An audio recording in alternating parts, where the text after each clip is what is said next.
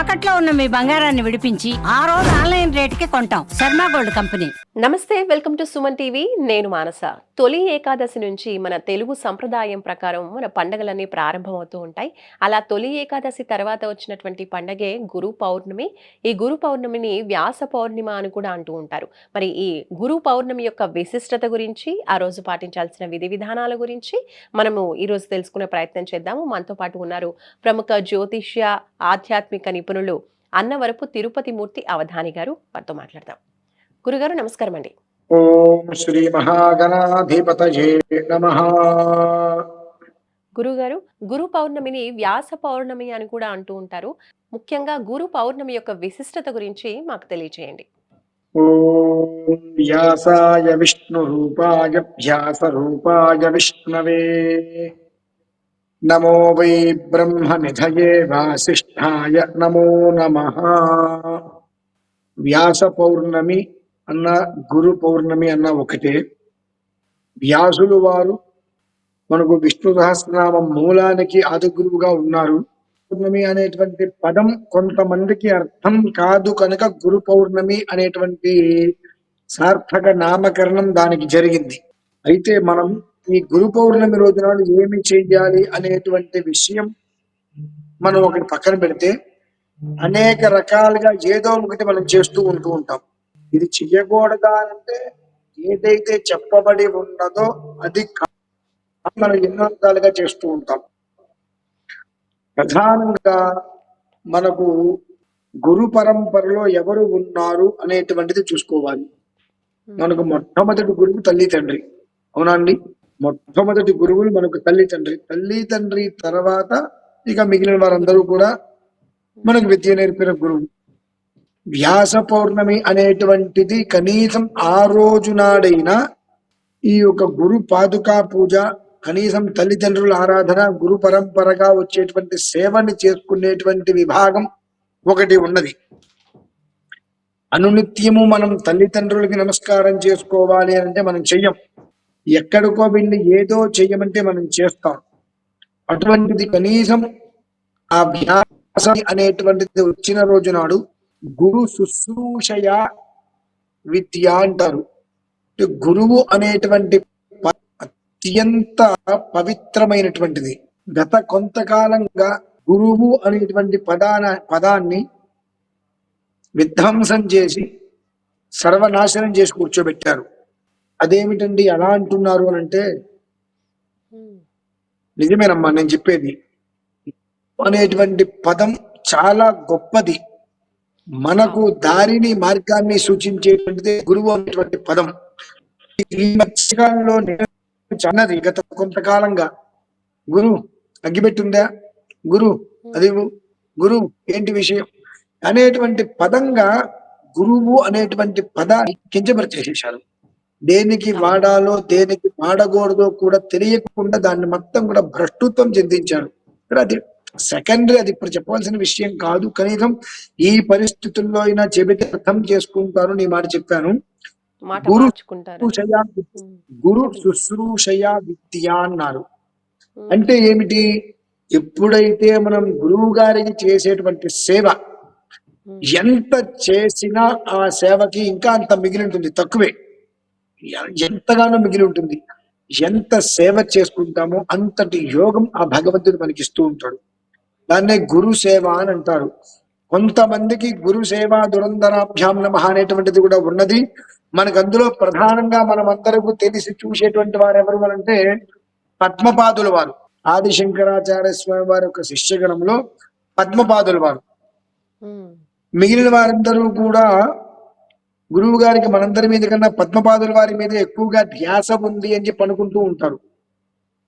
ఈ పద్మపాదుల వారు ఎక్కడ ఉన్నా ఏం చేస్తున్నా ప్రతి క్షణం మనసులో గురువు గారిని తలుచుకుంటూ ఉంటారు.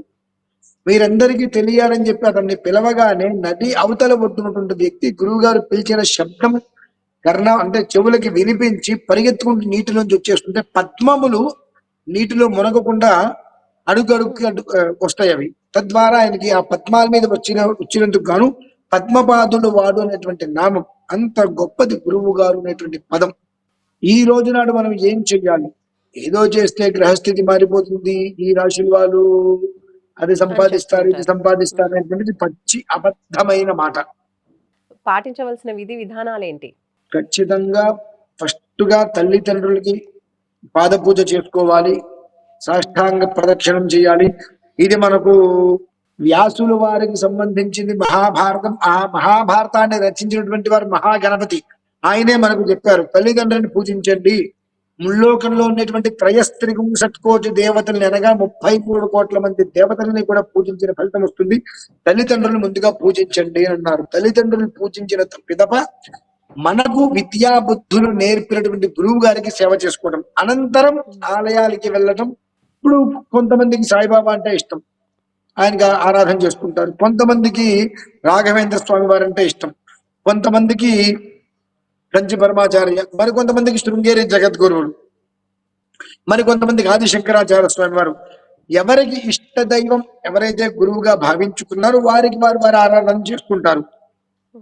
అవన్నీ కూడా మూడవ విభాగం. మొదటి విభాగం అనేటువంటిది ఖచ్చితంగా ప్రతినిత్యం మనం చేయకపోయినా మనకు ఈ జన్మనిచ్చి మొట్టమొదటి ఓం ప్రథమం మన చేత ఓం అనేటువంటిది రాసి మనకు గురుస్థానంలో నిలబడినటువంటిది తల్లి తండ్రి. కనుక వారిని అర్చించి వారికి పాదపు చేసి వారికి సాష్టాంగ నమస్కారం చేసుకున్న తర్వాత మన స్కూలో, మన కాలేజీయో, లేదంటే మనకు చదువు చెప్పినటువంటి గురువులు ఎవరైతే ఉంటారో వారి ఇంటికి వెళ్ళి వారికి పాదపూజ చేసుకోవాలి.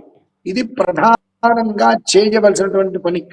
అనంతరం సంధ్యా సమయమునందు గురు చరిత్ర, దత్తాత్రేయ స్వామి వారి చరిత్ర, గురు పరంపరలో వచ్చేటువంటి వీటిని పారాయణ చేసుకోవడం అనేటువంటిది అత్యంత శ్రేయోదాయకం ప్రతి మనిషికి కూడా. ఇది ఈ రాశి వారికి, ఈ నక్షత్రం వారికి, ఈ లగ్నం వారికి అనేటువంటిది ఎక్కడా కూడా చెప్పబడలేదు.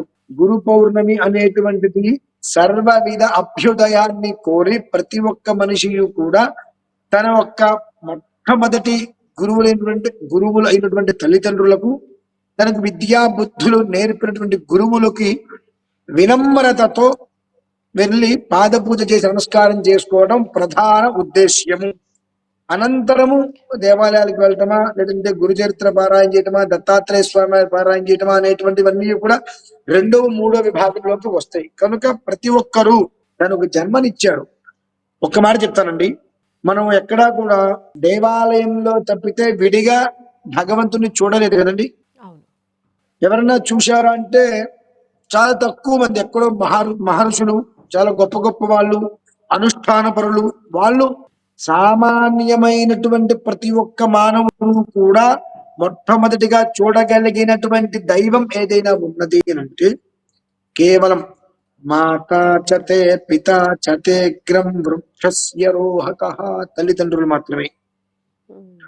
కనుక ఆ తల్లిదండ్రులను పూజించి, ఇదే విషయం 1కి 4 సార్లు నేను ఎందుకు చెబుతున్నాను అంటే మనకు ప్రత్యక్ష దైవం తల్లిదండ్రులు. తల్లిదండ్రుల తర్వాతే శివుడు కావచ్చు, విష్ణుమూర్తి కావచ్చు, ఆంజనేయ స్వామి వారు కావచ్చు, దత్తాత్రేయుడు కావచ్చు, ఎవరైనప్పటికీ కూడా తల్లిదండ్రి గురువు తర్వాతే వీళ్ళందరూ వస్తారు. కనుక ప్రధానంగా తల్లిదండ్రికి ఆరాధన చేసుకొని తర్వాత మనకు విద్య నేర్పినటువంటి గురువులకి చక్కగా పాదాభివందన చేసుకున్న తర్వాతే మీరు దత్తాత్రేయ స్వామి వారికి చేసుకోండి, సాయిబాబాకి చేసుకోండి, గణపతికి చేసుకోండి, ఇంకెవరికైనప్పటికీ కూడా అది మాత్రం మర్చిపోకుండా చేసుకోగలిగితే అభ్యుదయము అని అంటారు. అభ్యుదయము అనగా ఏదో ఒకటి పెంపొందటం కాదు, ఒకటి పెరగడం కాదు. సర్వకాల సర్వావస్థల యందు కూడా దేశకాల దేహ ధర్మ వైపరీత్య మనల్ని ఎప్పుడూ కూడా తల్లి తన గర్భంలో మనల్ని ఎలా అయితే గనక కాపాడుకుంటూ వచ్చి పిల్లల్లో 10 నెలల పాటు జాగ్రత్తగా తన ఇష్టాలన్నీ కూడా పక్కన పెట్టుకొని తనకు ఏదైనా ఇష్టమైంది తింటే ఆ తిన్న తర్వాత పాలిస్తే పిల్లలకు ఆరోగ్యం ఏమవుతుందని దృష్టిలో ఉంచుకొని ఎంత జాగ్రత్తగా కాపాడుకుంటూ వచ్చి ఉంటారో అంతకు మించినటువంటి సౌఖ్యమైనటువంటి జీవితం భగవంతుడు నీ వెనక ఉండి నీకు అందిస్తాడని ఎప్పుడు కూడా. అది మనం గమనించుకోవాల్సిన విషయం. గురు పౌర్ణమి యొక్క విశిష్టత గురించి, అలాగే ఈ సందర్భంగా మన మొదటి గురువులైనటువంటి మన తల్లిదండ్రుల యొక్క విశిష్టత గురించి, చేయవలసిన విధి విధానాల గురించి తెలియజేశారు గురుగారు. ధన్యవాదాలు. నమస్కారం అండి. చూద్దాం, మనకి గురుగారు చాలా క్లియర్గా తెలియజేస్తున్నారు. గురువులు అంటే ముందుగా ఏ దైవానికన్నా ముందు ఉండేది అంటే ఫస్ట్ మన తల్లిదండ్రులే. కాబట్టి ఈ గురు పౌర్ణమి రోజు తల్లిదండ్రులని పూజించుకుందాం. తల్లిదండ్రుల్ని మనం పూజించుకుంటే కనుక దైవాన్ని పూజించుకున్నట్లే అవుతుంది అని చెప్పి గురుగారు తెలియజేస్తున్నారు. చూస్తూనే ఉండండి సుమన్ టీవీ. మరొకసారి అందరికీ కూడా గురు పౌర్ణమి శుభాకాంక్షలు. నమస్కారం.